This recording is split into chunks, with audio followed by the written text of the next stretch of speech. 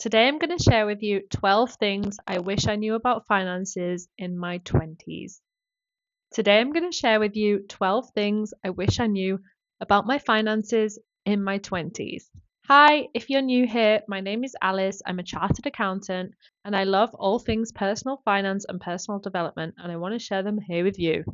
So, let's get into it. Number one, negotiate your salary. This is something I did not do. And this is something that is very typical for men to do more than women. Most roles that you go for will have a salary band based on your role and based on your location. And this could be, say, 40 to 60K. The recruiter may often give you the lowest value, leaving room for you to negotiate up. A lot of people, especially women, will accept the first offer that they're given.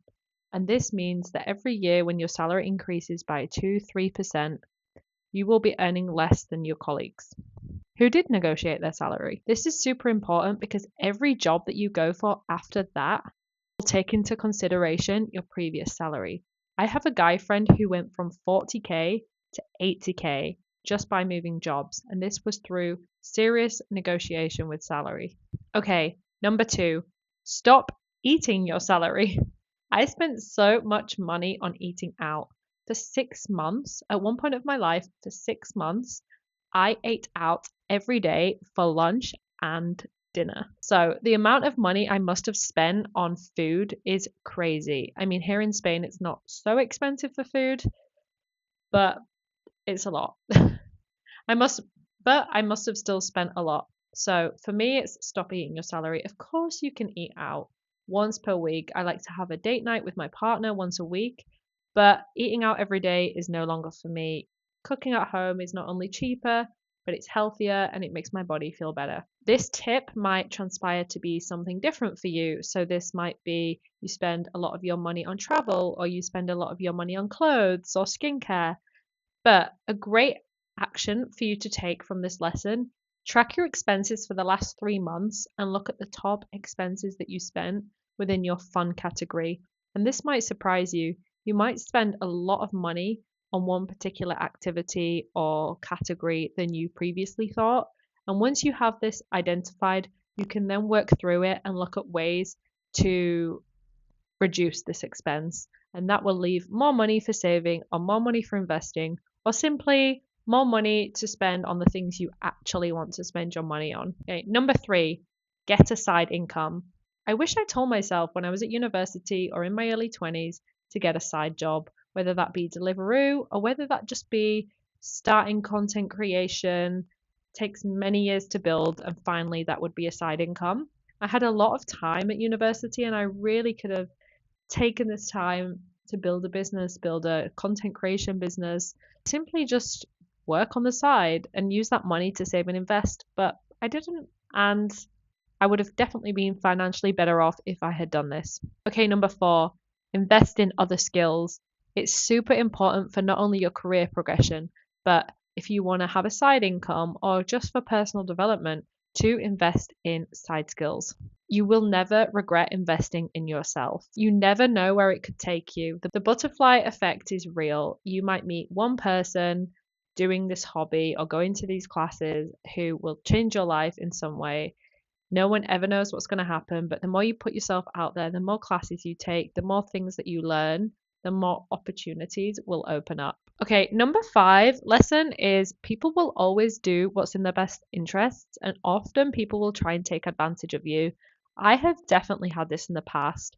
This can just simply be people not letting you say no to spending money on a plan. This might be people that want you to buy more. So you might go to a shop, you might buy something, and then they try to upsell you. This might be in a restaurant. They try and make you have the expensive steak or the expensive dessert, and you don't really want it. You feel cheap for saying no. And as a former people pleaser, I spent a lot of money because people were trying to do what was in their best interest to sell to me, but that wasn't in my best interests. So this is a money lesson and kind of a life lesson that I learned, is that people will take advantage if you don't stick up for yourself. So really make sure that what you're spending is what you want to spend and you're not doing it to please other people. Okay, number 6 is sometimes you have to spend money to save money. So, for example, I spend my money on quite an expensive gym membership, but this includes the spa, this includes classes, this includes the gym, obviously, this includes paddle courts, and I spend a lot of my time there, a lot of my leisure time there. This means that I spend a lot less money on other things and other activities. This could be anything for you, but this could also be relating to the previous point that if you spend money on courses and upskilling, like $1,000 on a coding course, this could mean that your earning potential in the future is much higher. Also, a great example I love is spending money on health is almost always worth it.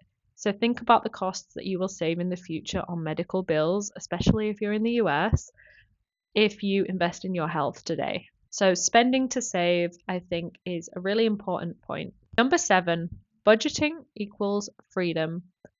I used to think that budgeting was restrictive, but it actually gives you the power to do what you want to do with your money. So, I typically like the 50-30-20 framework, which is 50% go to your needs like housing and transportation, 30% goes on your fun expenses like eating out at restaurants, going to the cinema, and 20% goes to saving and investing. Then that 30% that goes to fun expenses is money that you can spend on whatever you want, guilt free. This is great because this means that your budget is not restricting you. You can do whatever you want with that amount. Say you have $1,000 for fun money each month. You can go out and you can spend this on whatever you want to spend it on. You could go and buy a new dress, you could go to a fancy restaurant, and you don't have to feel bad about it as long as you've got a budget. If you don't have a budget, you're going to go out, you're going to spend that money anyway, and you're going to panic that you're going over and you don't know if you have enough money. So just, I wish I told myself when I was younger, have a budget. It's really going to help you financially and mentally and emotionally. Okay, number 8 lesson I learned is that my attitudes towards money come from my parents.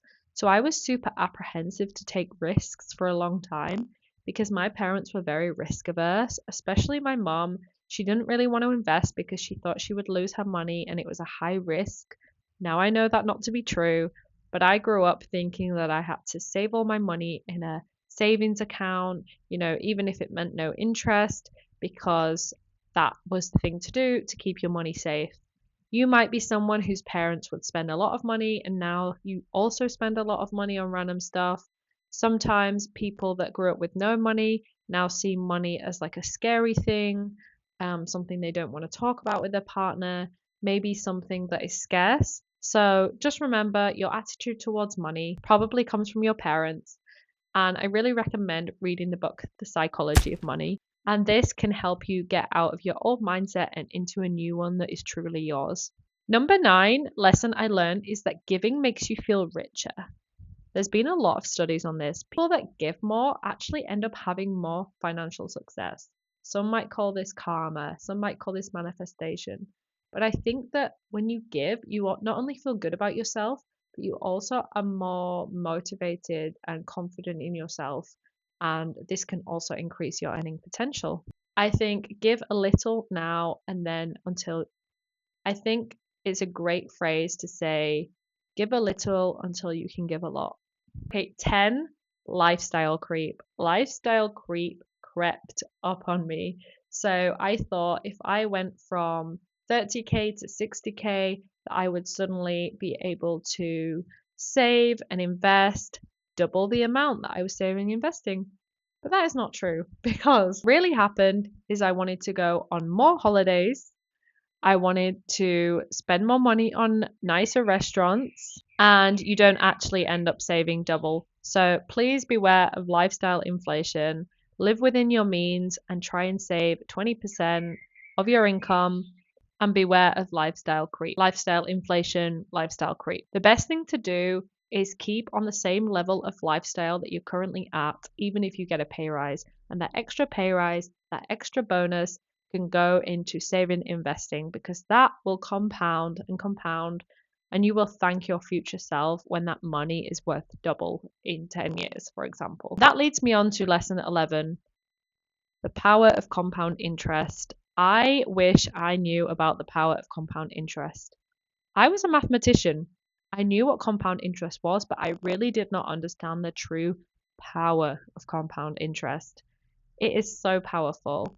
Like, if you invest $200 for 40 years, if you invest $200 every month for 40 years, if you do a basic calculation, you think that you are gonna earn, say, 600K.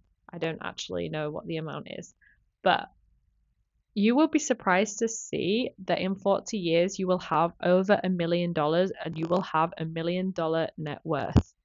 This is very counterintuitive in our brains, but compound interest is super powerful. And if you think of an exponential curve, this is how it works.